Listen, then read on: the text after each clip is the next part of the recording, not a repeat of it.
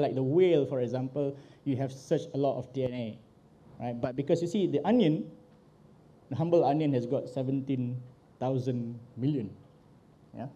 But most of them because they are repeated, and never mind. So yeah, basically that's what they do. They read. And you'll soon find out that that's what I do as well. I just read and read and read. Reading the genome, well, the genome is the name for this. This whole 23 pairs of books, the entire sequence is called a genome. All right? It's called a genome. And, well, understanding it is another story. Why do I say that? Now, this is just an example. Don't squint your eyes to read it or anything. No, there's nothing important here. But I just want to see what a typical book look like. You know, you've got your contents. If you have a large textbook, you have a contents. So you know where things are. And of course, at the beginning of the chapter, you see the name of the chapter. This is a book on Welcome to Lift.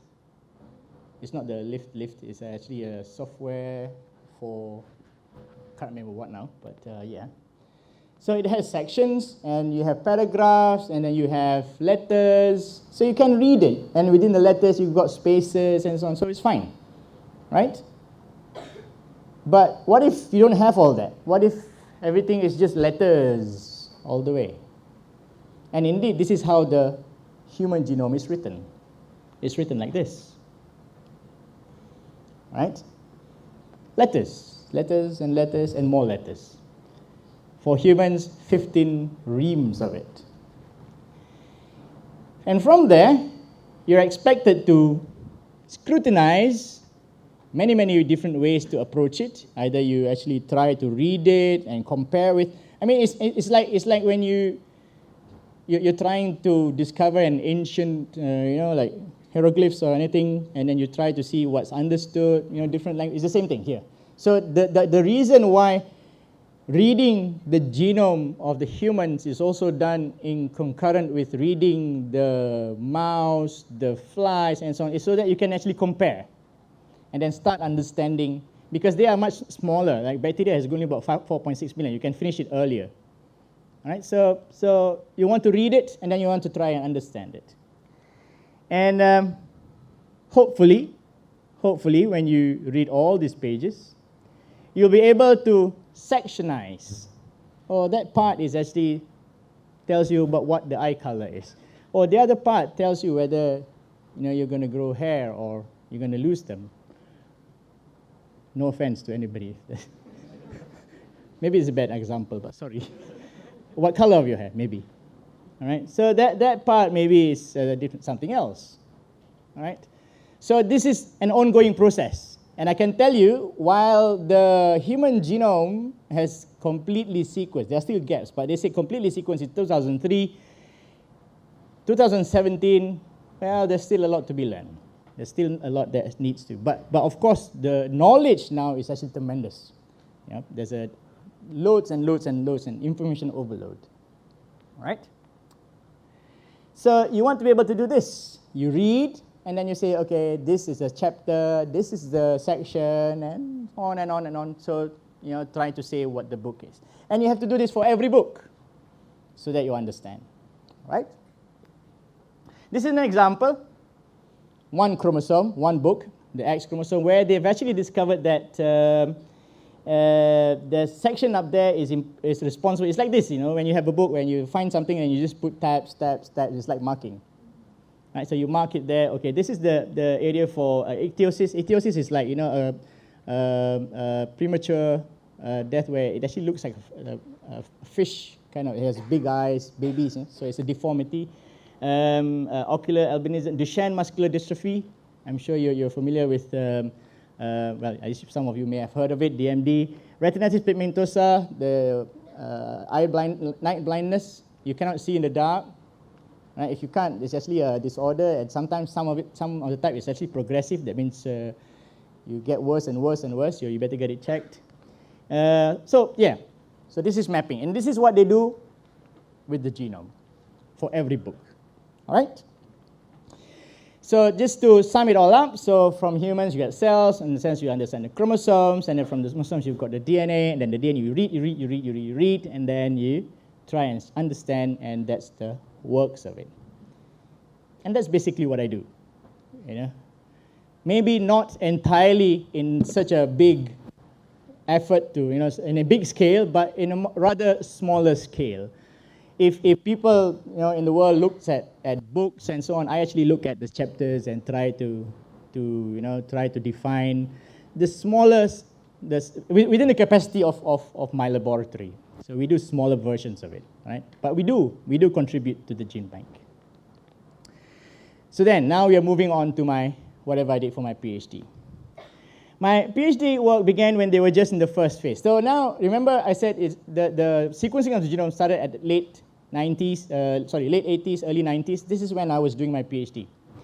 So you can imagine, they took 15 years to complete the genome. You can imagine at the time, the amount of data available at that time wasn't really a lot. Right? It has already started, but it wasn't a lot. So I was trying to compete, but in the end I gave up because we were competing with multi-laboratory networks. I was just alone in Aberdeen at that time trying to figure things out. So I've been given this is a family. This is how we draw families in genetics. All right, the squares are males, the circles are females. So this guy got married to that girl, and they got 1, 2, direct descendants are the children.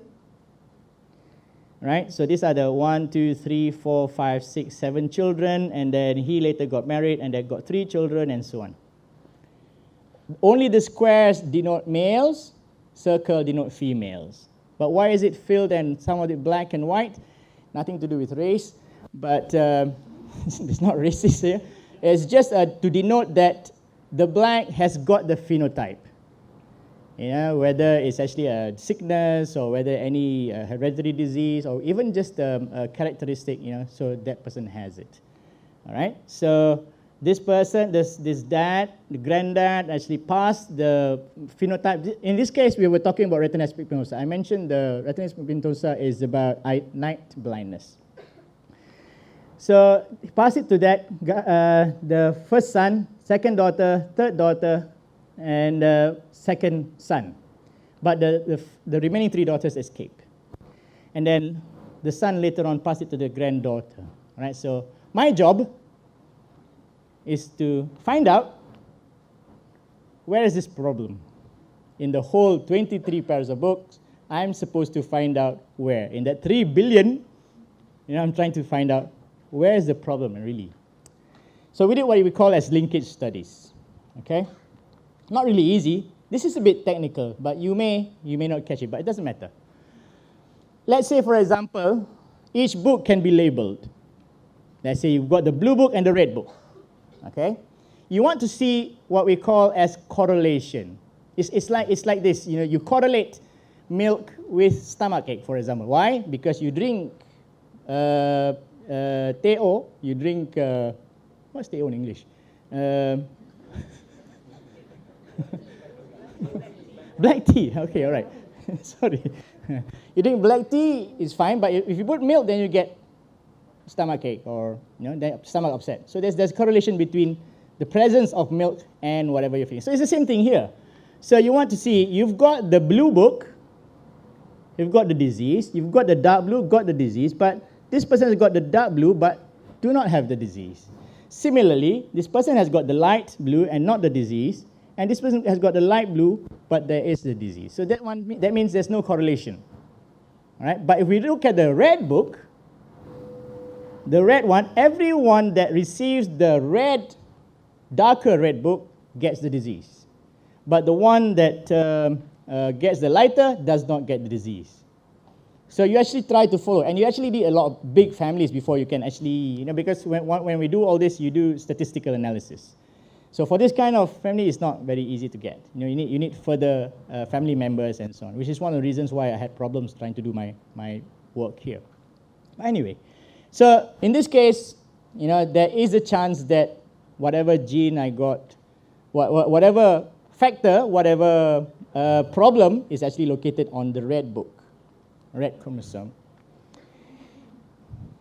It took me 3 years, 2 years and a bit, to do the mapping, just to see which correlates. And funnily enough, finally, I got it to chromosome number 7. This is called linkage. And I got a paper out of it. But I didn't find the gene. I was feeling quite bad, but after I came back and only realized that they actually found the gene 8 or 6 years later. And the group that found the gene was actually my examiners, right? So collaborators and examiners, so that's fine. So it's not that bad. So it's actually tough at that time to actually do genetics, studying genetics. So it was quite bad.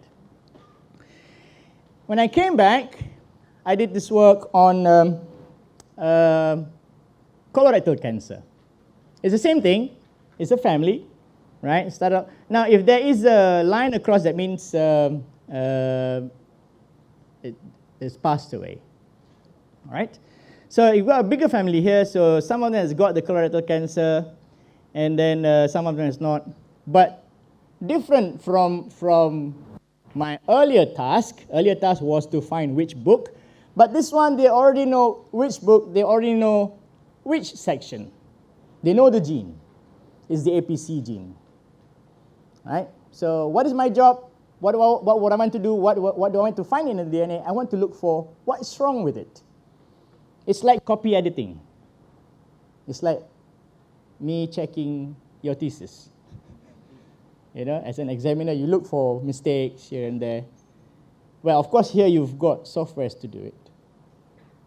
I wish that I had softwares to check thesis, but you don't. But yeah, this is what you do. You copy edit. You look for it, and then you compare.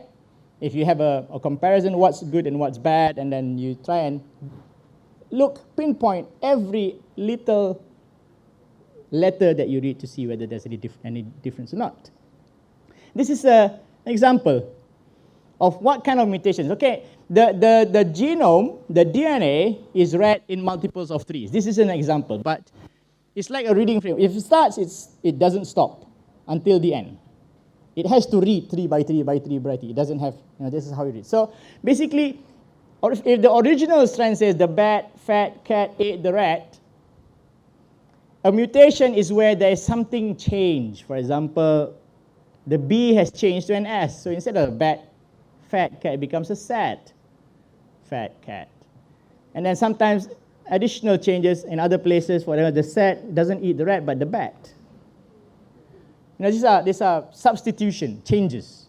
Sometimes there are deletions, that means removal. If this AD, I remove this AD out, then it starts to read the, we can't really actually see any of this, hear anything, right? It doesn't mean anything. Same thing if you actually put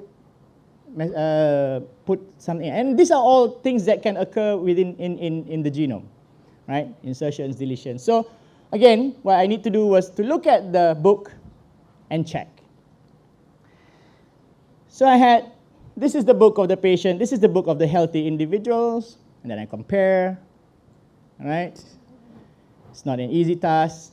Of course, you've got computers nowadays, makes it a bit easier, but then software is just a software. You need to put your brain to it. So this is an example. I don't know whether you can see this, but this reading from one of the patients. If you can see that, the normal, I think this is the normal patient. So this original sequence here is a GC, but for some reason that GC has been changed to an A. This is one example of mutation, as a substitution. And then this one is just change. I think the T, the has got 4 T's, it's got 5 T's. Yeah, so these are some of the changes that you can see. All right, and these are some of the papers. This is a paper that's gone out. This is we found this just recently, and we're hoping to get it published. One on intron retention. One mutation actually leaves the intron right there. The other one is a novel mutation in another gene, Malaysian. It's a glycogen storage diseases. So it's, when you eat glucose, you have glucose, you have extra, it gets stored into glycogen, and if you need the energy, you break down the glycogen again. So the system in the body cannot do that anymore. So you have less energy, or you cannot break it down efficiently. So these are some of the problems.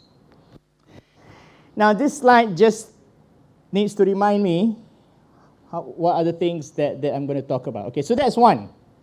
Now, as I mentioned earlier, I don't know whether you were paying attention, but I said when I came back, it was difficult for me to start my work on human genetics. Why? Because the focus of a lot of the research is not on the medics. They prefer to look at emerging diseases, infectious diseases. You've got HIV, SARS, mad cows, all these infectious diseases. They took precedence, or they took they were more important compared to genetic study. But one of the most difficult questions that I had to answer was, if I give you lots of money and to investigate a genetic disease, will you be able to cure it? Of course we can't cure it.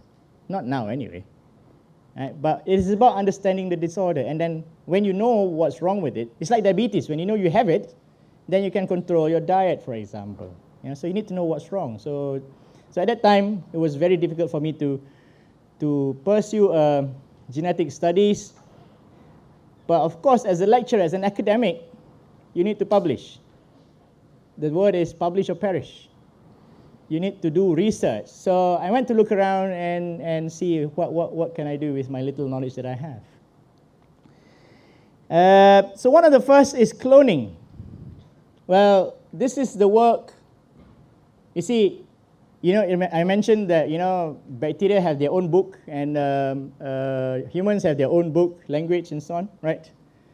What cloning does is I take part of a section in the human and put it into bacteria and see whether the bacteria can read and use the information. This is how they produce insulin, right? Insulin produced commercially is when they actually take the gene and put it inside a bacteria and get the bacteria to produce it for you. So that's what. So we did that initially. Some of the work. One is expressing erythropoietin. Erythropoietin is protein that promotes red blood cell formation. Another one is adiponectin. It's important for metabolism of, can't remember, glucose, was it? Never mind. All right, so we did a little bit of cloning, all right, and then produced things. And we did not use the bacterial system, but in fact, we used the yeast system. If I would go into it, but it was a bit boring, so I'll just skip it. But basically, I started off doing some cloning work. This is not goat, obviously, I know. I couldn't find a nice picture on goats, so I have to use cows. I'm sorry. I'm not testing your child. I'm not insulting your intelligence, no. No, there was a picture on goats, but they're not very clear, so I had to use it. So Prof. Ramli and Prof. Wan Khadija was doing in vitro maturation. That means they took they did in vitro fertilization, and then they got the embryos. So here you can see you can put it back inside the host. But one of the things they wanted to know is whether you, because it depends on what they want. If you want dairy, so you prefer females. If you want meat, for example, you prefer males. So they want to see whether can you actually know the sex of the embryo, right? And then determine before you implant it, right? Well, of course, when I asked, that means I can. Yeah, we can. What we did was, at this stage, as the cells were dividing at 8-cell stage, I think, if I can't remember, sorry, Alice is here. She's the one who did the work, and she just mentioned that she's just been promoted to associate professor, right? Congratulations to her. Now, it says, at the 8-cell stage, they are able to take one cell out, a single cell, and this one you're allowed to develop. That particular cell, you check for whether it contains, you know how sexes are determined, the XX and XY, right? So you check, determine using your analysis whether you have an XX or XY. So from there, you know whether the developing embryo is going to be a male or female. So we didn't actually go right to the embryo, but we actually we did a proof of point where you can actually do it and then do it on blood. So here's the paper, PCR-based sex determination method for possible application caprine gender selection. So we did that. So and one of the work that I was quite happy to mention, because she did this work is actually during her undergraduate, and we actually managed to publish it. It's one undergraduate project that actually went well, and we managed to publish it. Right? Okay, this is a bit interesting, but I have to warn you, it's not for the weak. All right, some gruesome photos are coming. This thing is really hot.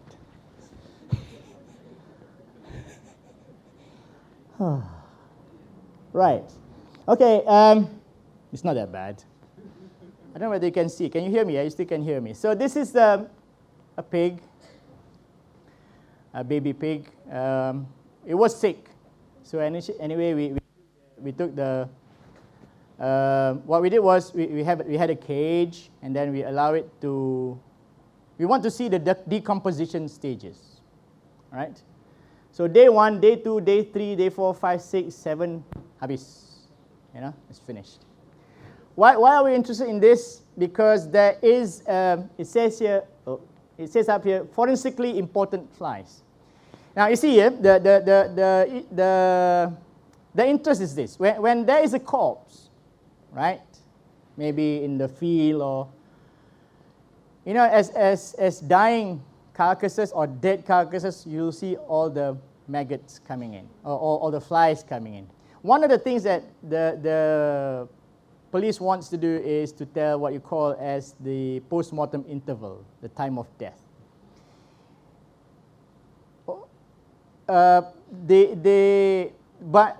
as the body decomposes, normally, this comes from the police themselves, after 72 hours, they don't really know, they can't really tell already. They know, oh, it's more than 72 hours, that's it. But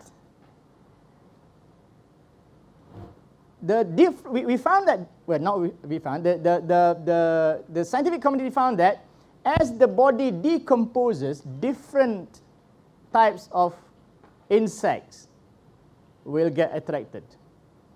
So if you find a body and you can identify the insects, then probably you know, because what some of the insects does is that they lay their eggs, and then they have a life cycle. So if you find a maggot of this particular species, you know that the species takes about like 3 or 4 days to develop, and you can work back on, and then you can estimate, and you know that this flies comes after 2 days, so you can estimate the time of death by looking at the different types of insects. Now, there's some. If you want, you can Google or YouTube what they call as the human body farm. You've got this in University of Tennessee, and I think they just opened one in Australia, where they actually have an area where corpses get donated. They just leave it, and then they try to simulate criminal example, criminal cases. For example, there's some that's wrapped in a carpet, and there's some that's been buried in soil. Yeah, so this kind of things, and then they study. So there's actually a body farm that they look at the not just the insects, all the processes that's involved in decomposition, and then so they have this. So this is a body, this is a maggot hill. They can actually see. So this is in a cage. Why you have a cage? This is why we have a cage, because initially when we did the work, the carcass was just on the grass, on the ground. But early the next morning, there was a biawak, the monitor lizard, who came and thought there was a free breakfast. So, but luckily we had 2. So then I say, okay, why don't we compare an intact and then the one that's got holes in it and so on. So yeah, we did compare some, turning problems into opportunities. So yeah, so these are the human body, and so we don't have this here, but so this is why we started off this project, looking at the insects. Now here is this decomposition stage. where you have fresh, day 1, bloated, decay, day 9. And then these are the, now we are specifically looking at flies. There are many, many different insects that comes. But we are specifically looking at just the flies. So you have the Calliphoridae, Sarcophagidae, these are the different types, and then a predominant at day 1 to 3. And so this is what we call a succession, right? Succession, fly succession. Here comes the problem. Now, identifying these calliphorids is no problem, because some of them are blue, some are, well, I say no problem. Actually, my student says it's no problem. If you ask me, I still have a problem, right? I don't understand. But basically, it's, you can identify morphologically. That means you can just look at the wings, you can look at the eyes. Sometimes they have big eyes, big heads. Megaceph has got big heads. Pinguis is bluish color. You can tell. But when it comes to this,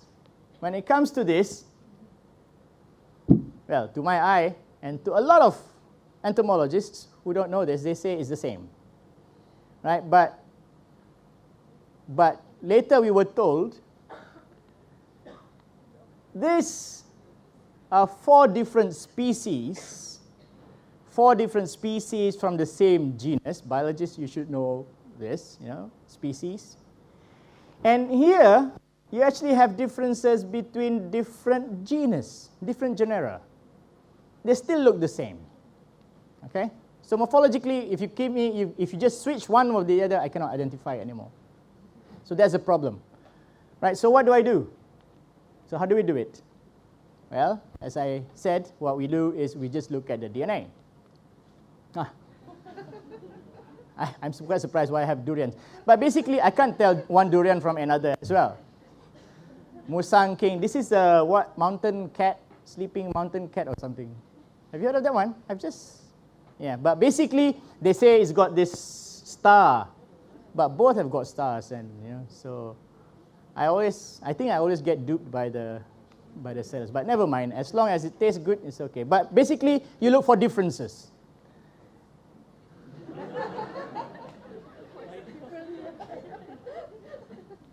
Now, in humans, when yours and mine, our DNAs are quite similar, 99.9%. Well, some say 99.5%. We are quite similar. And yet you have very different way of thinking and so on. But never mind. But if you look at the DNA, so can you tell the difference between the flies that I have just now? But then again, this is 99.9%. We're talking about 3.1 billion. The 0.1% is still about 310 million differences. So there's still a lot of differences to look at. So yes, it's doable. So again, now I didn't actually look at the whole book and so on, but we select, based on published literatures, we select certain regions that we think would actually tell us the best results. And we also collaborated with this guy, Hiromu Kurahashi, Dr. Kurahashi. He's very interested. I actually mentioned somewhere in the book. He was 60 at the time, and I asked him, how long have you done this? He says 50 years. So he's been doing it since he was like 10 years old. And when my student went to visit, his address was International Laboratory of Dipterology or something, which is actually his house. So his house has actually got all this samples. So he's a very nice man and very knowledgeable. And he names a lot of this because he's at that level that he can actually name species. So working with him, so we got it out, and then we look at differences. So basically, yeah, looking at all this amount of data. Well, my student did that, not me. So species 1, we look at the different. So like just an example here, right? So let's say these 3 different species. Okay, this one doesn't have the green bit. Or this one, and then this one has got this bigger blue region. So this is what we're looking at. We're looking at subtle differences that to tell, and then we use that as an indicator. Or if you see this, then it's that species. If you see this, it's that species. So it was successful. In fact, we have data, and then we have submitted data in the data bank for at least 40 different species of. So this work was. We started off small, and it turned out very, very big, and we were quite happy. And these are some of the papers. We managed to get one in Forensic Science International, DNA-based characterization. And then this is some of the papers. Even, they actually worked after that, Kurashi and Siuhua, they actually got new genus and so on. So it's been very, very useful and helpful. So much so that, right, because he has named so many species, running out of names, they actually decided that they name one of the species after me. Specific epithet is named after Professor Zulqarnain, so it's called Bocheriska zuli. I would have liked Zulqui or something, but never mind. Right, so I was very grateful. I was very honored. Another entomologist in UKM, Bahrain Omar, has also got Parasarcophaga omari. Because this guy named species and he's running out of names, so kind enough to use my name. The same kind of work we did for different species, identification. So I won't mention everything. So we did slow loris. Slow loris is actually worth mentioning because it's not identification that we did. What we did for slow loris, there was a baby, the mother died. The next day, this guy who did this work found that the female was nursing the baby. So there's some sort of an adoption. So it came to me and I said, I don't believe it. Go get some DNA sample, and then we did the sample, and indeed, they're both females. So indeed, it was shown that we were able to show that the baby is not the same lineage as the mother. So it's actually an adoption, which is very interesting. We did some work with Gamat in the USM. This is banana nematodes that we work. Dr. Sharifah did her work. Some of the spike. Now, these pictures are not mine. They are from the web, and probably they are, because if you want pictures of DNA, yes, I have. But some of these pictures I just did them last night. So I just give you an example of what we do, right? So mosquitoes, Anopheles. This is another big work. We are collaborating with Manchester anyway. So ladybird, this is for an Iraqi planaria. This one, we started off but didn't work well because they keep dying. We got the samples from Batu caves, and we had to take water from the caves and then tried to, make it grow, but it just decided not to die, not to live. Okay, so yeah, some of them successful, some of them not. But yeah, as we look and more on the DNA, it's not that bad. Used to be lots and lots of data. Now we have computers, but we still need to be very careful. Sorry. So what's next? I've got a friend in UMT who's doing work on Irrawaddy dolphins. These dolphins you can get in the East Coast, but he is actually looking at Borneo Bay, and it just so happens that his geneticist has just quit the job.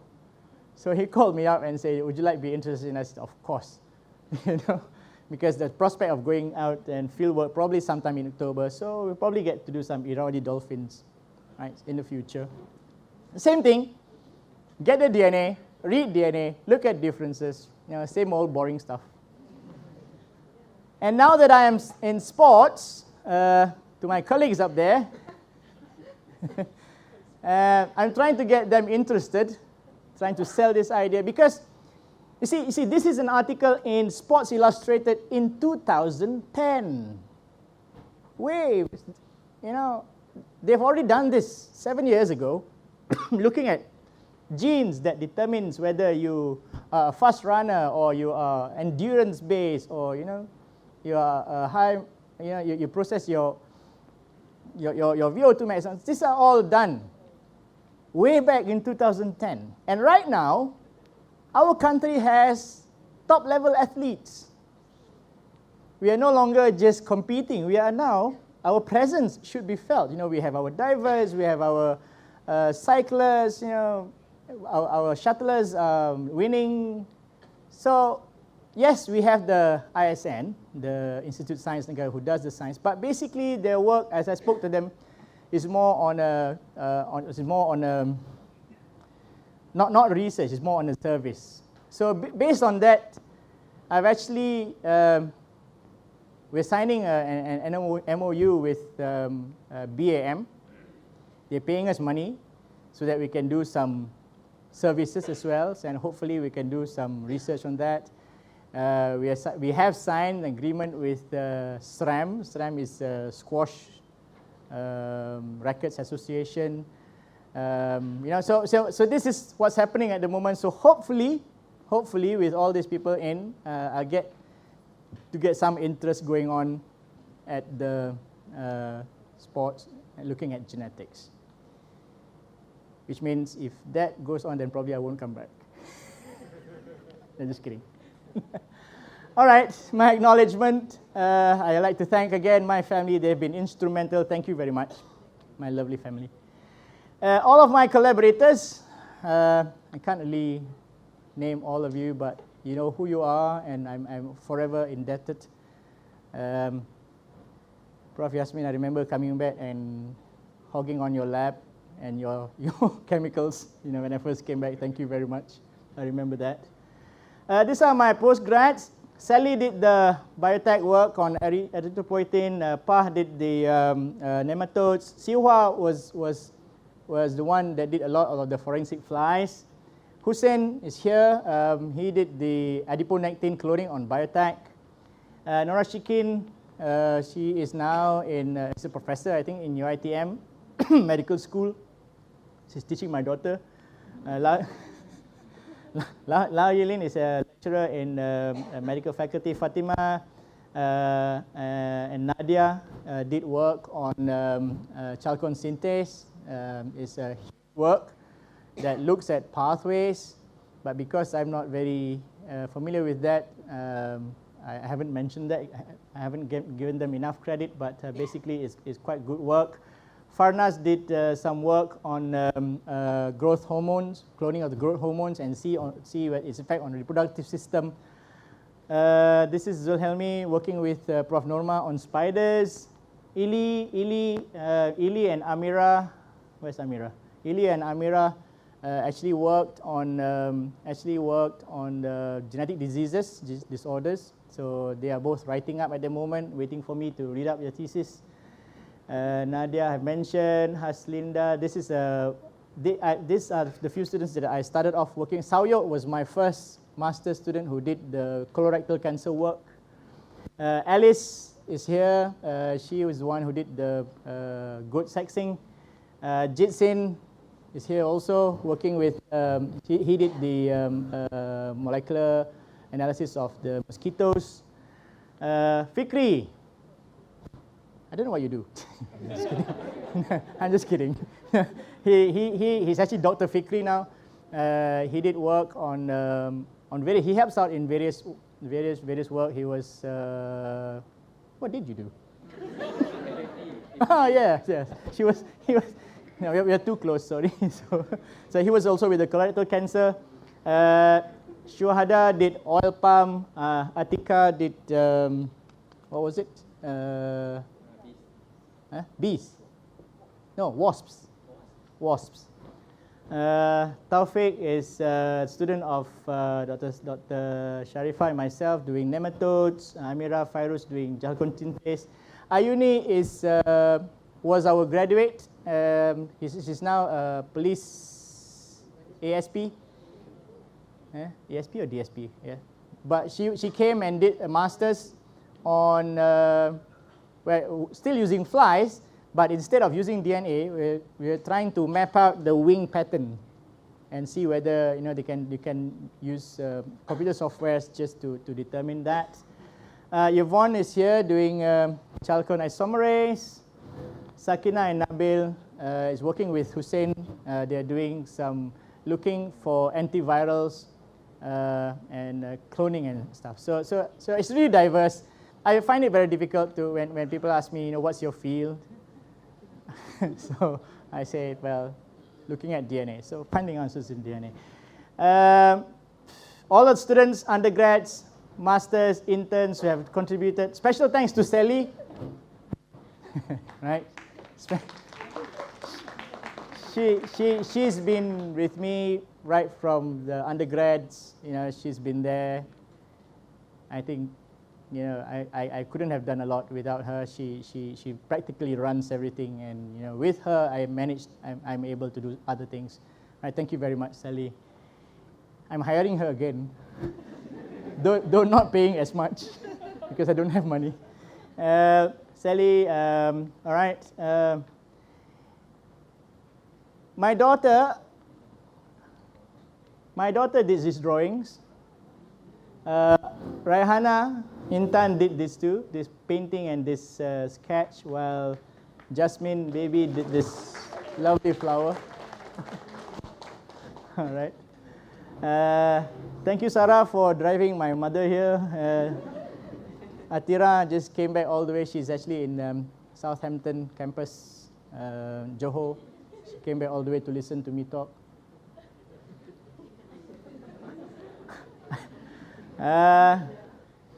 Bro G, you actually read. Thank you very much. Thank you for the tennis lessons, funding bodies. Actually, I thank all of you. All right, thank you all. And thank you very much for listening.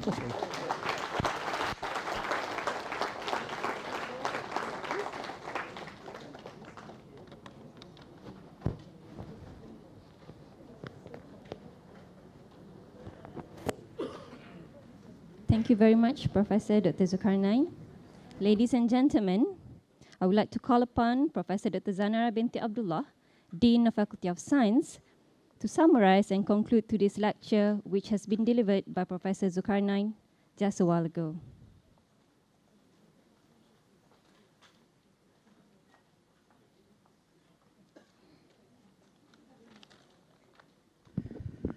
Okay, thank you. I think Prof. Zulq deserves another round of applause. Okay. Okay, thank you, Prof. Zulq, for a very, I would say, very inspiring talk. I left biology 40 years ago, so it's going to be a hard time for me to summarize this talk. Anyway, I'll try my best. Okay, Prof. Zulq has brought us through his lecture from the basic of genetics to people like me, from cells to chromosomes to DNA, and then understanding of genome. I think I'm correct. And then he went into his research, and I will say from Aberdeen to UM. As we all know, he was trained in human molecular genetics, but it has not stopped him from venturing into various other research topics, as we just listened just now, from mosquitoes to flies to goats. Maybe he can give me some answers on the problems of goats that we have in Jelebu. Asyik mati je. And then, insyaAllah, to dolphins soon, or ongoing, and also into sports science research. Congratulations, Prof. Okay, in the face of adversity, experiencing difficulties in trying to remove his research career due to the apparent lack of opportunity to conduct research in human genetics, he has made a decision to create his own opportunities by doing research in other areas and venture into unfamiliar territories. What was almost important was the fact that even when he was not familiar with the research, he made sure that what he did was real research questions. His decision to take on this challenge has proven to be rewarding, producing postgraduates and earning quality publications. And I think I am right to say that he is the only human geneticist that has a fly species named after him. I hope I'm correct. Okay. I believe that many of us are inspired by his lecture, and I hope that we learn something special today, although we might have a different background. It is to me. Perhaps to take home message is also clearly written in his last sentence of his book on page 24. The possibilities of doing research is really endless. It is really up to each of every one of us to take on the necessary actions to determine the course of our academic and research careers. With that, I conclude Prof. Zul's inaugural lecture, and let us all, once again, thank you to Prof. Zul Q in our usual way. Thank you, Prof. Assalamualaikum warahmatullahi wabarakatuh.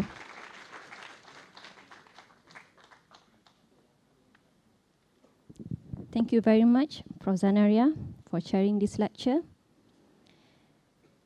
Before we end today's inaugural lecture, it is my pleasure again to invite Professor Dr. Zulqarnain Mohamed to receive a small gesture of appreciation from his family and friends.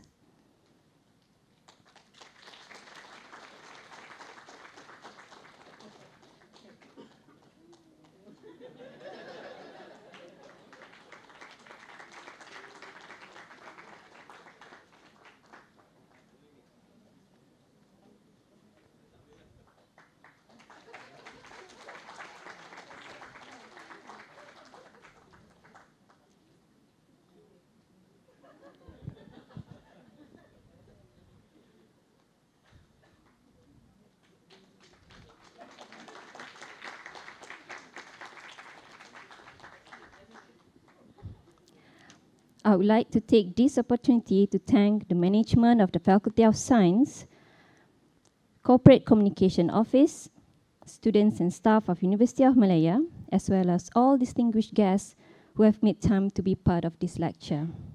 With this, we have reached to the end of the inaugural lecture. On behalf of University of Malaya, I would like to express our gratitude and also apologize if there had been any shortcomings from our side in organizing this lecture. We would like to invite all distinguished guests to have some light refreshment just outside this auditorium. Ladies and gentlemen, once again, our deepest gratitude and have a pleasant evening. Thank you.